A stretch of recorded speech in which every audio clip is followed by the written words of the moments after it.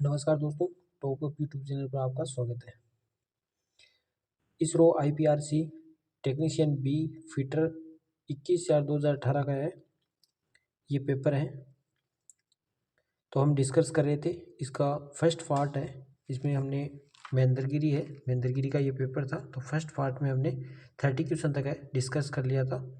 तो हम आज इसमें है आगे के जो क्वेश्चन है उसको डिस्कस करेंगे। टोटल इसके अंदर है वो 60 क्वेश्चन है।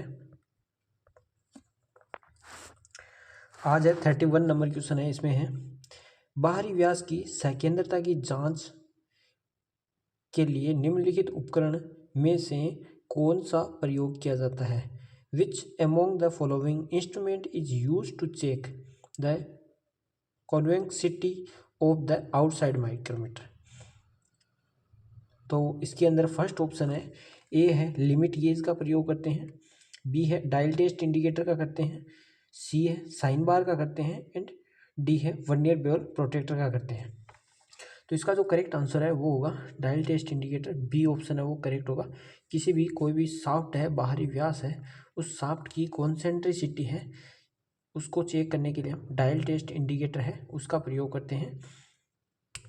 तो बी ऑप्शन है वो करेक्ट हो जाएगा। लिमिट गेज होते हैं, उसके अंदर गेज के द्वारा हम किसी भी साइज को है चेक करने के लिए हम गेज का प्रयोग करते हैं और ये मास प्रोडक्शन में किया जाता है।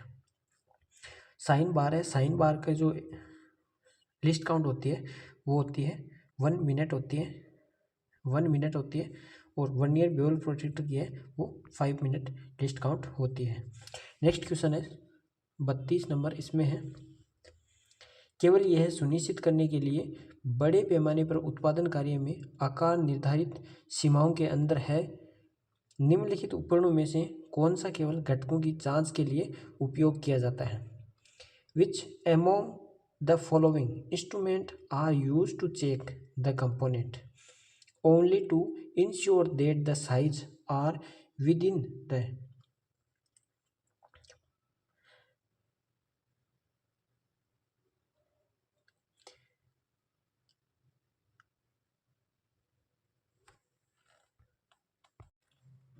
प्रेसिबेट limit in mass production work है।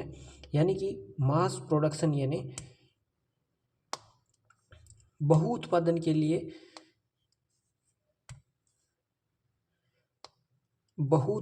लिए बड़े पैमाने पर उत्पादन कार्य करते हैं, बहु उत्पादन मास प्रोडक्शन करते हैं। उसमें उसके लिए हम क्या प्रयोग करते हैं, मास प्रोडक्शन के लिए कोई भी जैसे पार्ट्स है उन पार्ट्स को चेक करने के लिए किसका उपयोग करते हैं। तो फर्स्ट ऑप्शन है इसमें है ट्राई स्क्वायर का हम प्रयोग करके मास प्रोडक्शन कर सकते हैं, डायल टेस्ट इंडिकेटर का प्रयोग करके करते हैं, गेज का प्रयोग करके करते हैं या वर्नियर कैलिपर का करके प्रयोग करते हैं। तो इसका जो करेक्ट आंसर है वो होगा गेज का हम प्रयोग करते हैं। गेज क्या होता है, गेज के द्वारा एक लिमिट गो और नो गो गेज होता है, गो एंड नो गो होता है। गो है वो गो साइड है वो उसको है फिक्स करता है, यानी कि जो होती है वो लिमिट के अंदर होता है, और नो गो होता है वो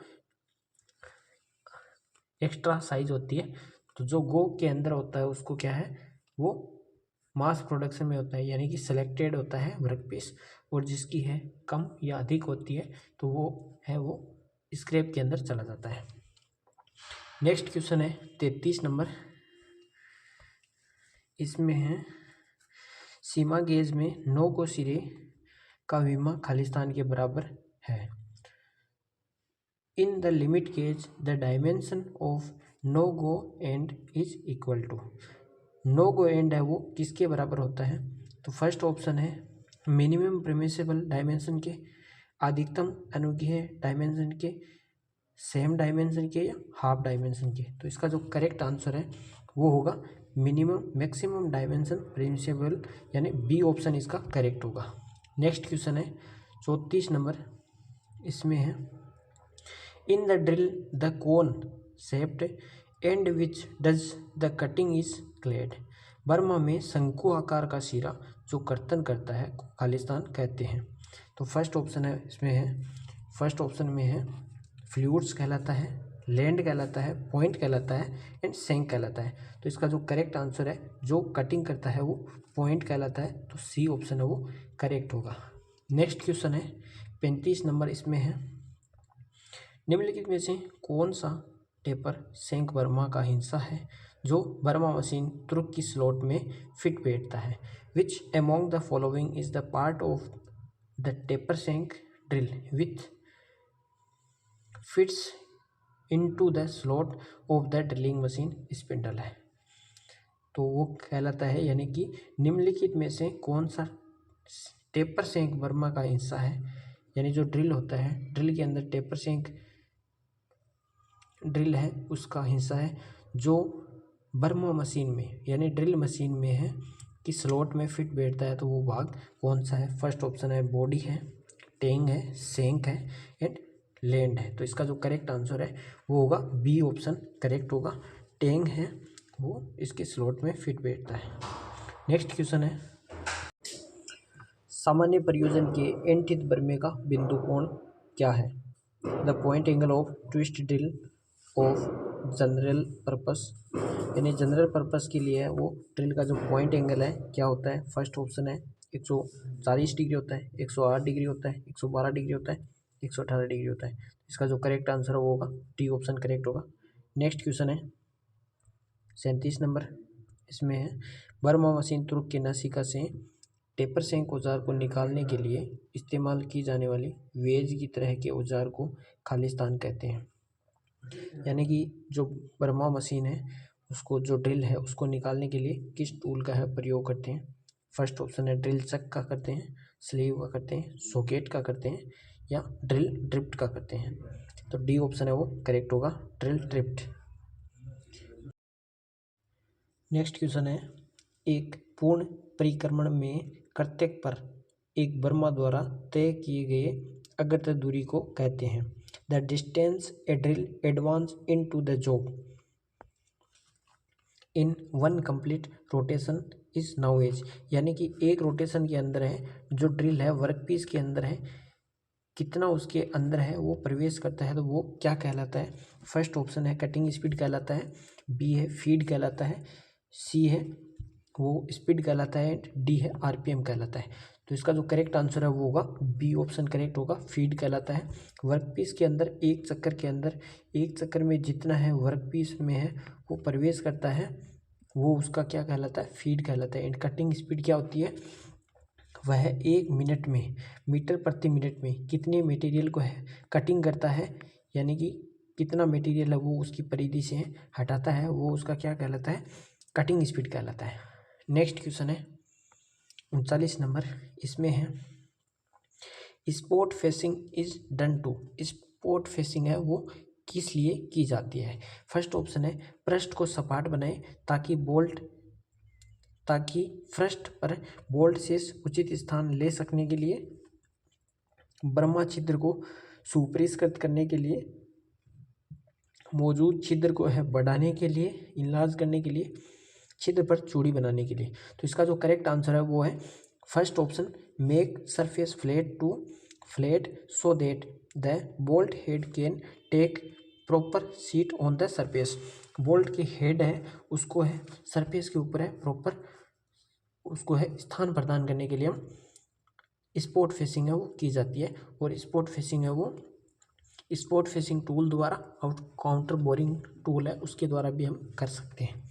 नेक्स्ट क्वेश्चन है 40 नंबर, इसमें है निम्नलिखित में से कौन सा कर्तन औजार छिद्र को यथार्थ संपूर्ति और बढ़ाने हेतु उपयोग करते हैं? Which among the following cutting tool is use to finish and enlarge a hole accurately, यानी कि क्या करता है होल को है फिनिश करता है और थोड़ा सा क्या करता है इनलार्ज करता है यानी बड़ा करता है। तो वो कौन सा है प्रोसेस क्या कहलाता है? फर्स्ट ऑप्शन है वो ड्रिलिंग कहलाता है, सेकंड है टेप कहलाता है, टेप के द्वारा टेपिंग कहलाता है, रिमर है रिमर कहलाता है रिमिंग, या काउंटर बोरिंग कहलाता है। तो इसका जो करेक्ट आंसर है वो होगा सी ऑप्शन करेक्ट होगा, रिमिंग कहलाता है। रिमर के द्वारा हम थोड़ा सा है होल को है या ड्रिल किया हुआ होल है उसको फिनिश और इनलार्ज करते हैं। नेक्स्ट क्वेश्चन है 41 नंबर, इसमें है निम्नलिखित में से कौन सा अक्ष के समांतर मापन में आसन चूड़ी के एक चूड़ी के बिंदु से संगत बिंदु तक दूरी है? Which of the following is the distance from a point one thread to a corresponding point on the adjust thread, यानी उसी के समांतर थ्रेड है, measured parallel to the axis, axis के पैरेलल है, वो क्या कहलाता है? तो फर्स्ट ऑप्शन है वो लीड कहलाता है, फ्लैंक कहलाता है, रूट कहलाता है एंड पिच कहलाता है। तो कोई भी, जैसे ये थ्रेड है और ये इसका क्या हो गया, एक्सिस हो गया, यहाँ पर भी नीचे भी क्या है, ये थ्रेड बनी हुई है। तो इसके किसी भी एक पॉइंट से, ये पॉइंट है, इस पॉइंट से अक्ष के समांतर ये इसका एक्सिस है, इस अक्ष के समांतर उसी के समान दूसरे पॉइंट पर, दूसरा पॉइंट ये हो गया, तो ये इसके बीच का जो दूरी है वो क्या कहलाती है, तो ये पिच कहलाती है। तो इसका जो करेक्ट आंसर है वो डी ऑप्शन करेक्ट होगा। और इसका जो ऊपरी भाग है ये क्रस्ट कहलाता है एंड इसका जो नीचे का भाग है वो रूट कहलाता है, और रूट और क्रस्ट को जो जोड़ता है वह फ्लैंक भाग है, वो कहलाता है। नेक्स्ट क्वेश्चन है 42 नंबर, इसमें है निम्नलिखित में से किस मशीनरी ऑपरेशन में एक छिद्र या पृष्ठ के माध्यम से एक औजार को धकेला या खींचा जाता है? Which among the following machinery operation a tool is pushed on pulled, यानी पुश और पुल किया जाता है थ्रू ए होल ऑफ और सरफेस, यानी सरफेस पर पुल और पुश के द्वारा उसको या तो पुश किया जाता है या धकेला जाता है या खींचा जाता है। तो वो किस प्रोसेस के अंदर किया जाता है? तो वह शेपिंग कहलाता है, ए ऑप्शन है, मिलिंग कहलाता है, बी ऑप्शन में, स्लोटिंग कहलाता है, सी, एंड ब्रोचिंग कहलाता है। तो इसका जो करेक्ट आंसर है वो होगा डी ऑप्शन, ब्रोचिंग के अंदर हम ऑपरेशन करने के लिए पुश या पुल के द्वारा उसको जनरेट करते हैं। नेक्स्ट क्वेश्चन है 43 नंबर, इसमें है which one of the following properties offer resistance to abrasion, निम्नलिखित गुणों में से कौन सा अपकर्षण का प्रतिरोध करता है, यानी कि जो घिसता नहीं है वो प्रॉपर्टी क्या कहलाती है मेटल की? फर्स्ट ऑप्शन है टफनेस कहलाती है, डक्टिलिटी कहलाती है, हार्डनेस कहलाती है एंड मेलेबिलिटी कहलाती है। तो इसका जो करेक्ट आंसर है वो होगा हार्डनेस है, वो टफ यानी घिसती नहीं है और मेटल को काटने के लिए प्रयोग करते हैं। टफनेस होता है, टफ के अंदर क्या होती है, चिमड़ होती है, वो झटके सहन करती है और टूटती नहीं है। एंड डक्टिलिटी होती है जिससे तार वायर बनाने के लिए, तार बनाने के लिए हम जिस प्रोसेस का यूज़ करते हैं वो डक्टिलिटी होती है, यानी जिसके तार बनाए जाते हैं। और मेलेबिलिटी होती है, मेलेबिलिटी होती है जिससे कि सीट के रूप में बनाने के लिए जिस धातु को हम सीट बना सकते हैं, तो वह मेलेबिलिटी है प्रॉपर्टी कहलाती है। नेक्स्ट क्वेश्चन है 44 number, what is the property of metal required for wire and cable manufacturing, यानी तार और केबल निर्माण के लिए आवश्यक धातु का गुणधर्म है वो क्या कहलाता है? तो फर्स्ट ऑप्शन है डक्टिलिटी है, टफनेस है, मेलेबिलिटी है एंड हार्डनेस है। तो इसका जो करेक्ट आंसर है वो ए ऑप्शन करेक्ट हो जाएगा। नेक्स्ट क्वेश्चन है 45 नंबर, इसमें है bronze is an alloy of, यानी कि कांसा है वो किसका एलॉय है? फर्स्ट ऑप्शन है कॉपर एंड जिंक का है, सेकेंड है कॉपर एंड एल्यूमिनियम का है, थर्ड है कॉपर एंड टिन का है एंड फोर्थ है कॉपर एंड लेड का है। तो इसका जो करेक्ट आंसर है ब्रॉन्ज जो कांसा होता है वो कॉपर और टिन का मिश्र धातु है, उनका एलॉय होता है, एंड कॉपर एंड जिंक होता है वो पित्तल का होता है, और सॉफ्ट सोल्डर का होता है लेड, और लेड प्लस टिन होता है वह सॉफ्ट सोल्डर का होता है। इसके अंदर है 50% है वो लेड एंड टिन होता है। नेक्स्ट क्वेश्चन है 46 नंबर, इसमें है galvanized iron is coated with, यानी गैल्वेनाइज्ड आयरन है उसके ऊपर है किसकी कोटिंग की जाती है? तो फर्स्ट ऑप्शन है निकल की करते हैं, टिन की करते हैं, जिंक की करते हैं या लेड की करते हैं। तो इसका जो करेक्ट आंसर है वो होगा जिंक है, जिंक की कोटिंग करते हैं तो वह गैल्वेनाइज्ड आयरन शीट के रूप में जाना जाता है, और ये जंग से बचाने के लिए जिंक की कोटिंग की जाती है। नेक्स्ट क्वेश्चन है 47 नंबर, इसमें है the main purpose of annealing is, annealing का मुख्य उद्देश्य क्या है? फर्स्ट ऑप्शन है वो है इम्प्रूव द हार्डनेस, हार्डनेस को बढ़ाता है ये कठोरता को, टू इम्प्रूव मशीनिबिलिटी, ये मशीनिबिलिटी को है इम्प्रूव करता है, टू इम्प्रूव टफनेस है, टफनेस को बढ़ाता है, टू इम्प्रूव मैग्नेटिक यानी चुंबकत्व को बढ़ाता है। तो इसका जो करेक्ट आंसर है वो होगा बी ऑप्शन, ये है। यंत्रीकरण मशीनिबिलिटी में सुधार करता है। एनीलिंग, एनीलिंग प्रोसेस में हम क्या करते हैं कि उसको है अपर क्रिटिकल टेम्परेचर पर है, अपर क्रिटिकल इसमें है लोअर क्रिटिकल टेम्परेचर से 50 से 30 से 50 डिग्री, लोअर क्रिटिकल टेम्परेचर से 30 से 50 डिग्री सेंटीग्रेड है, ऊपर गर्म किया जाता है और फिर भट्टी के अंदर ही ठंडा किया जाता है। तो वो नॉर्मलाइजिंग प्रोसेस एनीलिंग प्रोसेस कहलाता है, जिसमें मेटल क्या हो जाता है, सॉफ्ट हो जाता है और मशीनिबिलिटी का उसमें गुण आ जाता है। नेक्स्ट क्वेश्चन है 48 नंबर। इसमें है अलग व्यास के दो पाइपों को एक साथ में जोड़ने के लिए निम्न में से किसका उपयोग किया जाता है। फर्स्ट ऑप्शन है कपलिंग का करते हैं, केप टोपी का करते हैं, टी का करते हैं एंड रिड्यूसर का करते हैं। तो दो अलग अलग डायमीटर के पाइप है उसको जोड़ने के लिए हम प्रयोग करते हैं रिड्यूसर का, डी ऑप्शन है वो करेक्ट हो जाएगा। नेक्स्ट क्वेश्चन है 49 नंबर का। इसमें है निम्नलिखित में से कौन से विधि का प्रयोग आमतौर पर जीआई पाइपों पर चूड़ी काटने के लिए किया जाता है। Which one of the following method is generally used to cut thread on GI pipe. GI pipe के लिए हम चूड़ी काटने के लिए किसका प्रयोग करते हैं। फर्स्ट ऑप्शन है थ्रेडिंग मशीन का, बी है डाई स्टॉक का, सी है टेप सेट का एंड डी है सेंटर लेथ का। तो इसका जो करेक्ट आंसर है वो होगा डाई स्टॉक का हम प्रयोग करते हैं, बी ऑप्शन करेक्ट होगा। नेक्स्ट क्वेश्चन है 50।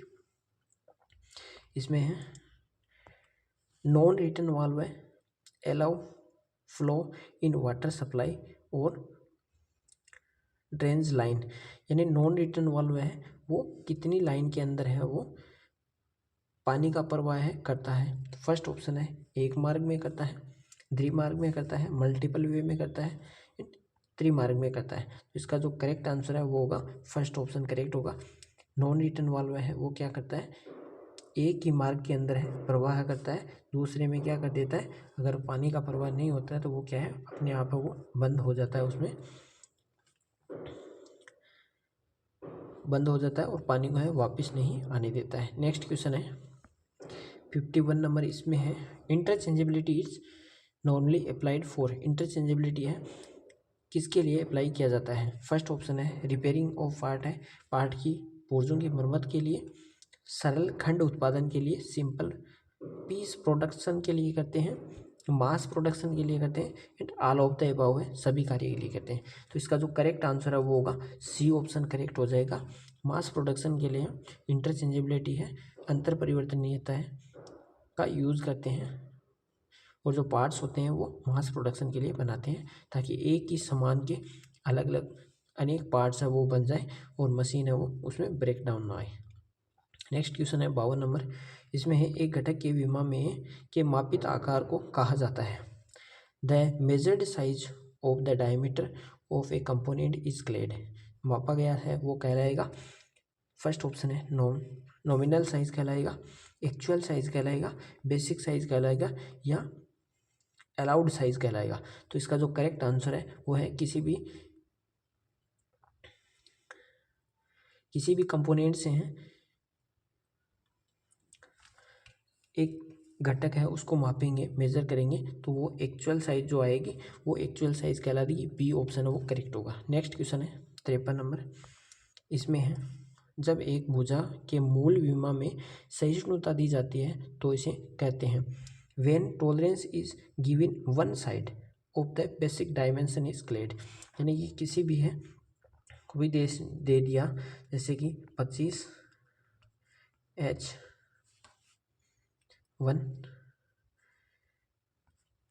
प्लस माइनस, ये नहीं देके यहाँ पर दे दिया 0 और यहाँ पर दे दिया 0.5, तो ये क्या कहलाती है वन वे साइड है डायमेंशन है कहलाती है। ये एच यहाँ पे नहीं है तो यहाँ पर क्या हो गया, तो ये वो कहलाती है यूनिलेटरल टॉलरेंस है, एक पार्श्वीय सहिष्णुता के नाम से जाना जाता है और जिसके है घटक है उसके प्लस माइनस दोनों तरफ देते हैं तो वो क्या कहलाती है बाइलेटरल टॉलरेंस के नाम से जाना जाता है। नेक्स्ट क्वेश्चन है 54 नंबर। इसमें है निम्नलिखित में से कौन से नट का उपयोग दस्ती वाइस हेतु किया जाता है। Which among the following nut is use for heavy vice hand vice.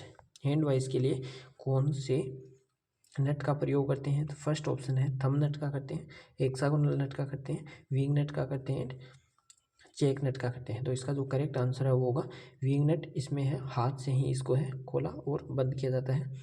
तो हैंड वाइस में हम और हेक्सा फ्रेम है उसमें विंग नट का प्रयोग करते हैं। सी ऑप्शन है वो करेक्ट होगा। नेक्स्ट क्वेश्चन है 55। इसमें है स्प्रिंग वाशरों का इस्तेमाल नटों के अंदर खाली स्थान से रोकने के लिए किया जाता है। Spring washer are used under nut to prevent. तो वो क्या करता है, स्प्रिंग वाशर का प्रयोग है डैमेज द बोल्ट है, बोल्ट को है नुकसान पहुंचाने के लिए। डैमेज द नट है, नट को है नुकसान पहुंचाने से रोकता है। डैमेज द जॉब है, जॉब को नुकसान पहुंचाने से रोकता है। इन कंपन के कारण नट को ढीला होने से रोकता है। Slackness of nut due to vibration है। तो इसका जो करेक्ट आंसर है हम स्प्रिंग वाशरों का यूज है कंपन के कारण नट को ढीला होने से रोकने के लिए प्रयोग करते हैं। तो डी ऑप्शन करेक्ट हो जाएगा। नेक्स्ट क्वेश्चन है 56 नंबर। इसमें है किस प्रकार के गियर में घूर्णन अक्ष के समांतर दांत को काटा जाता है। फर्स्ट ऑप्शन है इसमें है क्वेश्चन बोल रहे हैं इंग्लिश में और देख लेते हैं। In which type of gear the teeth are cut parallel to the axis of rotation. किस प्रकार के गियर में घूर्णनीय अक्ष के समांतर है दांते हैं वो कट्टे होते हैं। तो फर्स्ट ऑप्शन है हेलिकल गियर में होते हैं, स्पर गियर में होते हैं, बेवल गियर में होते हैं एंड वर्म गियर में होते हैं। तो इसका जो करेक्ट आंसर है वो होगा बी ऑप्शन। स्पर गियर है उसमें समांतर दांते हैं वो कट्टे होते हैं। नेक्स्ट क्वेश्चन है 57। इसमें है जिग और स्थायी उत्पादन की युक्तियां हैं जो अनुलिपि अवयवों को यथार्थ से निर्मित करते हैं। जिग के संबंध में निम्नलिखित में से कौन सा कथन सत्य नहीं है। Jig and fixer are the production device used to manufacture duplicate part accurately when which one of the following statement is not correct with respect of jig है। जिग के बारे में कौन सा इसमें करेक्ट नहीं है। फर्स्ट ऑप्शन है इट होल्ड द टूल, यह टूल को होल्ड करता है। It locate the tool and the work piece, ये वर्क पीस को लोकेट करता है और टूल को लोकेट करता है। यानी यह औजार और कृत्य को स्थित करता है, यह कृत्य को धारण करता है। It hold the work piece को होल्ड करता है और यह औजार को निर्देशित करता है। गाइड द टूल है, तो जिग है वो क्या करता है वर्क पीस को होल्ड करता है एंड टूल को है वो गाइड करता है। तो इसका जो करेक्ट आंसर है वो होगा ए ऑप्शन है।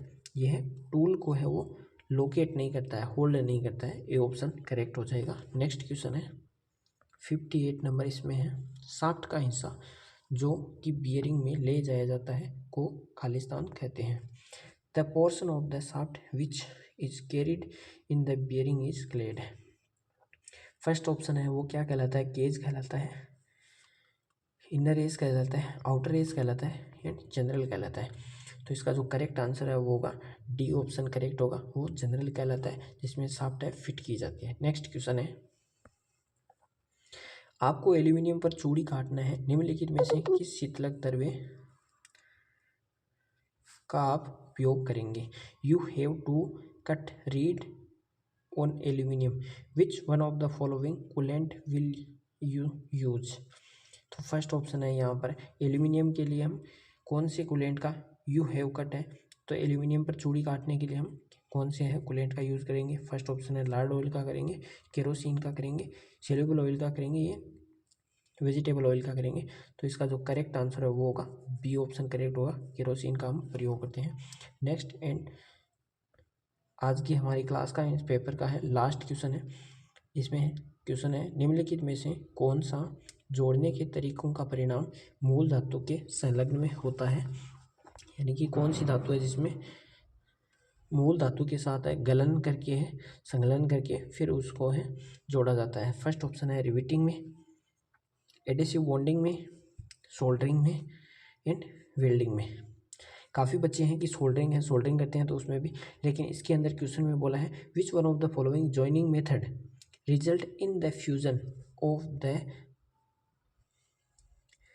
पेरेंट मेटल यानी दोनों मेटल है वो क्या करते हैं, गलते हैं और जुड़ जाते हैं। अब वेल्डिंग में तो इसका जो करेक्ट आंसर है वो होगा डी ऑप्शन करेक्ट होगा, वेल्डिंग